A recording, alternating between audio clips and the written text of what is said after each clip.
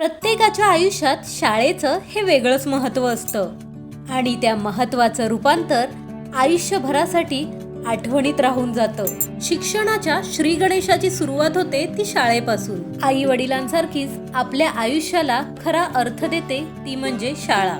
मुंबई कांदिवली येथे स्थायिक असताना वयाच्या 5 वर्षानंतर माझं पहिलं पाऊल ज्या ज्ञानमंदिरात पडलं ते ज्ञानमंदिर म्हणजेच कांदिवलीचं पायोनियर स्कूल. शिशुवर्ग, बालवर्ग ते पहिलीपर्यंत मी या पायोनियर स्कूलमध्ये होते. या ज्ञानमंदिरातील 3 वर्ष आजही गोड आठवणींच्या रूपात माझ्या स्मरणात आहेत. योगायोगाने 23 वर्षानंतर आपली पहिली शाळा पाहण्याचा योग आला आणि ते लहानपणीचे सुंदर दिवस पुन्हा एकदा आठवले. पहिली 2 वर्ष आई आम्हाला सोडायला आणि न्यायला यायची आणि पहिलीत असताना मिनी बसमुळे खूप काम सोपं झालं होतं. सुरुवातीला लेडीज शिपाई काकींना आई कधी कधी साडी द्यायची तर कधी खायला द्यायची आणि सांगायची हिच्याकडे लक्ष ठेवा. आणि मला पण सांगायची कधी बाथरूमला वगैरे झालं तर काकींना सांग, त्या तुला घेऊन जातील. त्यावेळी सुद्धा मराठी शाळा, मराठी लोक असल्यामुळे सगळीजण विद्यार्थ्यांकडे लक्ष द्यायचे. पहिलीत गेल्यावर कधी कधी परीक्षेमुळे मी लवकर सुटायचे तेव्हा सुद्धा आई मला घ्यायला यायची. शेवटच्या परीक्षेला हॉटेलमध्ये घेऊन जायची आणि आम्हाला लस्सी द्यायची. पहिलीत असताना पहिलं बक्षीस मला या शाळेत मिळालं. आजही मला आठवतं. हस्ताक्षर स्पर्धेत 2 नंबर आले होते.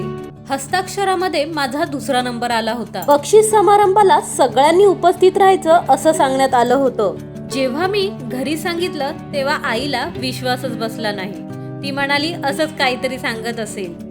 बक्षीस समारंभा दिवशी मला एक टिफिन बॉक्स मिळाला होता. ते माझं पहिल्या शाळेतलं पहिलं बक्षीस. बक्षीस मिळाल्यानंतर आमच्या बाजूला आमचे सगळे नातेवाईक राहायचे आणि मी तो टिफिन बॉक्स सगळ्यांच्या घरी घेऊन गेली. या गोष्टींची किंमत खूप मोठी आहे. कौतुक म्हणून शिक्षकांकडून मिळणारं चॉकलेट असो किंवा पहिल्या शाळेतलं पहिलं बक्षीस असो, सुंदर गोष्टींची आठवण ही कायम स्मरणात राहते. इयत्ता पहिली नंतर माझं स्थायिक ठिकाण आणि शाळा देखील चेंज झाली.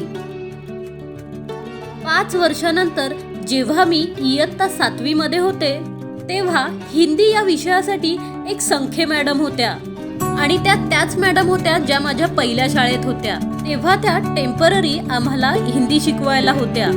तेव्हा मी त्यांना ओळखलं होतं आणि मी त्यांना सांगितलं देखील होतं आणि विचारलं देखील होतं की तुम्ही पायोनियर स्कूल मधून आला आहात का? मी पण त्याच शाळेत शिकत होते. तेव्हा आम्ही एकमेकांना ओळखून खूप खुश झालो होतो. योगायोगाने त्याच शाळेत 23 वर्षानंतर एका लग्न समारंभासाठी मी गेले. खूप काही बदललं होतं पण भूतकाळातील सुंदर ह्या आठवणी आज वर्तमान काळात ताज्या झाल्या होत्या. तुमची आठवणीतली शाळा कुठली आणि तुमच्या काही अशा सुंदर आठवणी असतील तर कमेंट बॉक्स मध्ये नक्की कळवा. पुढचा व्हिडिओ घेऊन लवकरच भेटू. तोपर्यंत थँक्यू सो मच.